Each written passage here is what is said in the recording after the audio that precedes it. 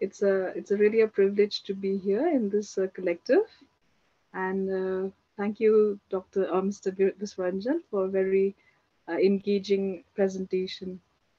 So I'll be talking from the perspective of transformation of tribal realities in the context of Meghalaya. Now I'll be using a PowerPoint presentation, so if you just give me a minute to upload that.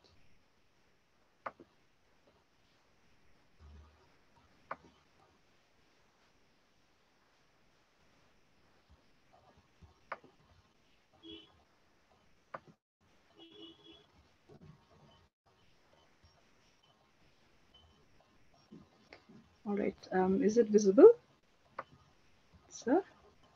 Yes, we can see it. If you can just put just the main screen. All right, just a moment. Currently, you have two things that are coming at the same time. All right.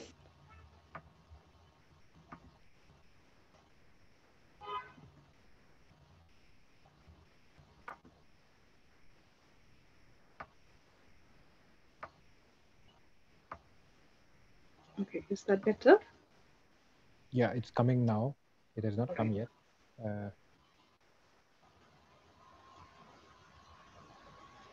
Just 1 second. Okay. Has it come, Lakinder? No, it's maybe the internet thing. They are taking time to load. Taking time to load, yeah. Okay. Shall I begin, sir? Yeah, please go ahead. Go ahead. All right. Lavinia, ma'am, can you put off your video because no, maybe don't put video off. Don't put video. We have to. Okay. Recording now. All right then. So as I mentioned that I would like to talk about the transformation of tribal realities in the context of Meghalaya, India. So laying the context of Meghalaya, my research area was focused on in Ribhoi district, one of the districts in Meghalaya. And it is important to note that the context that Meghalaya puts across is that of a matrilineal society, where descent, inheritance, succession, and land ownership is traced through the mother. Now, since I'm looking at property rights and land, this presents a very important context to look in terms of its impact on actors of all genders. Now, when I talk about transformation, the first thing that perhaps we need to look at is what was the structure of the customary land governance system in the Khasi Hills. So this is predated to 1828, as most colonial reports have stated. So the land governance system in Meghalaya is composed of these three levels, which is at the village level, the Raj level, which translates to a commune level, and the Hima level, which translates to the Khasi state level. So as we see, all these three levels have their own roles and responsibilities in relation to land governance. So some of these responsibilities that have come out of empirical data has been such as demarcation of land boundaries, issuing of no objection certificates. So these are done at the very basic level of the village. At the higher level of the Raj, they look at more management level responsibilities such as allocation of community land, while at the highest level of the Khasi state are responsibilities of authorization of land deeds as well as approval of land transfers, among others. So these are the roles that we need to note down in terms of the customary practice. But the other important point to note also in terms of the customary practice is how community land was allocated earlier. So we have a 3-year rule which states that any community land may be given to any member of the society if they ask for it, provided that these members of the village they use the land for their own purpose, that is agricultural or household, but that there is no transfer or sale. So that was the main customary practice that was there in terms of community land. So my research looks at how this role of allocation of community land has changed over a period of historical period since the coming of the British. So I divide the transformation periods into 3 phases. The first, I call it the institutionalization of property rights. where with the coming of the British to the Khasi Hills in 1828, there have been certain processes of formalization of this customary practice among the Khasis. So the impact of the coming of the British has been the introduction of the formalized system, as I mentioned. And what I mean by this is that a land revenue system was introduced, which was not earlier practiced among the Khasis. So apart from the introduction of the land revenue, there has also been, the promulgation of the Land Acquisition Act and the Land Registration Act. So what we are following today in almost, all states and the whole country is actually a remnant of this, introduction of the formalization of property rights since the British period. Now, in the second period, I divided into what I call the decentralization of land governance. So, while the formalization was introduced during the British period, with the coming of the Indian state, right, and the promulgation of the sixth schedule, a decentralization process towards land governance was introduced. And what, as we all know, what the decentralization means is that there was the creation of autonomous district councils in certain regions of the country, and these regions were mainly tribal dominated areas. So, the role of autonomous district councils is the codification of customary practice. So, land governance was also one of these. So, here we see what has this decentralization contributed towards this practice of land governance and the codification of customary practices. And the other important point to also note is that the Indian nation state has continued most of the formalization process that was introduced by the British.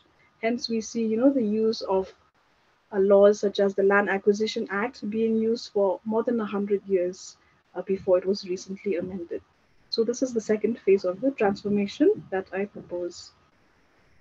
And in the last phase, transformation has also been markedly sped up by the coming of the state. So Meghalaya got its statehood in 1971. This year we celebrate 50 years of its statehood. So what does that mean in terms of land governance and its impact on the tribal population? So in terms of legislations, what the government of Meghalaya has mainly done is a further consolidation of the legislations that were introduced since the British period and also implemented by the government of India. However, importantly, one important step that was taken by the government of Meghalaya is the introduction of an act called the Land Transfer Act, where a transfer of land from tribals to non-tribals was prohibited. Perhaps this is one of the most significant legislation by the state, and it has helped reduce the privatization in Meghalaya to some extent. And the other point also in terms of the state government is that with the coming of the state, it has an overriding power over the autonomous district councils. So here we see that although both have the authority to legislate on customary practices, but the state has the power to override any legislation that the district council promulgates. Now, having said this context of the transformation, then let's look at what is the impact then on tribal reality. What does transformation mean for people at the ground? So based on my fieldwork, which was done in Umrai and Umden villages in Ribhoi district, what does the privatization mean for people? The first impact that I categorized was an increasing displacement of households that was seen in the area.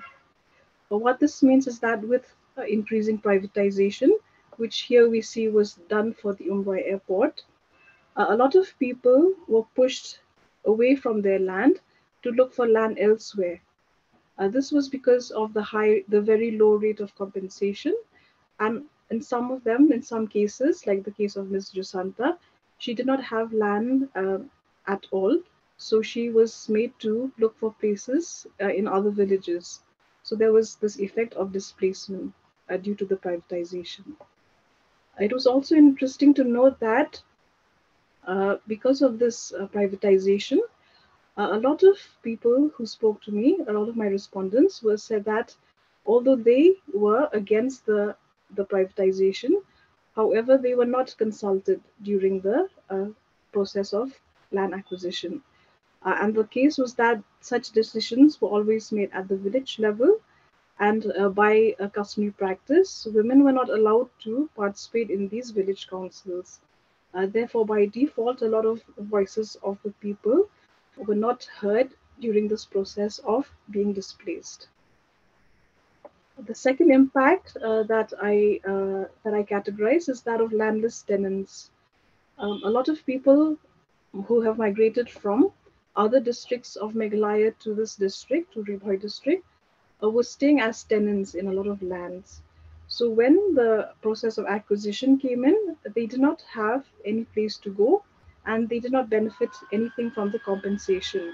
So in terms of adverse effects, perhaps the landless tenants and increasing landlessness among the tribal population is something that we see again from this process of transformation from community to private land. The third category of impact of actors that I highlight is that of households who were partially affected. And what I mean by this is that there were some families or households who had large tracts of land, and perhaps only a part of their land was taken for the acquisition. For such families, the compensation that they received served as an amount that they could look into diversification of incomes. So for such families, the acquisition was not adverse in its entirety, but it actually helps them to look for other means of livelihood as well. And lastly, my another category of actors that I identify are those of what I like to call speculative investors.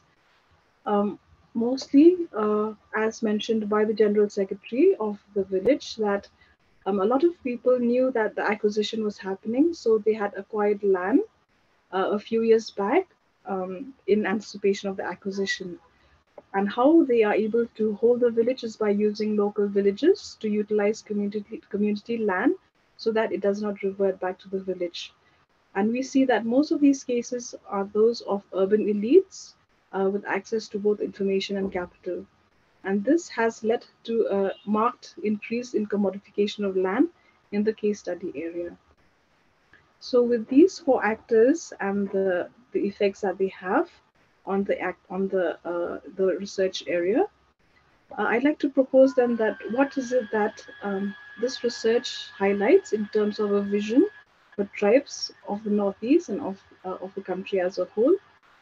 So firstly, we need to look at institutional frameworks for transformation. And what I mean by this is, as this research highlights, that there's a coexistence of the traditional and a formalized governance system, and both are endowed with the authority to govern land rights of the people. However, we need to look at how these institutional mechanisms can be strengthened, to look at how we can encourage tribal agency in terms of self-governance and in terms of decision making. And secondly, as I mentioned from the empirical data, a lot of decisions were made at a collective level, at the village level, or at the council level. So individual households were not being able to highlight their voice in terms of opposition to the acquisition. And in most cases, as I mentioned earlier, since land is in the name of the woman in a matrilineal context, these very women were not able to voice their concerns against the acquisition. Hence, there is a need to relook at participation in decision making in land governance, to include other genders as well, because as the customary practice stands today, women are not allowed to participate in this decision making. So, with these two frameworks, I'd like to propose more discussion perhaps on these two areas. Thank you very much. Okay. Okay, thank you. Lavinia, unfortunately, Yes. I think the slide of Lavinia did not come up for everybody to see, or only me? I think it was issue from various persons. So many people Okay, cannot see. Okay. No problem, I think, but we have the Dr. Lavinia's whole presentation. Huh? Okay, so thank you so much, Lavinia. Thank you so much, and we will take up the discussion at the end.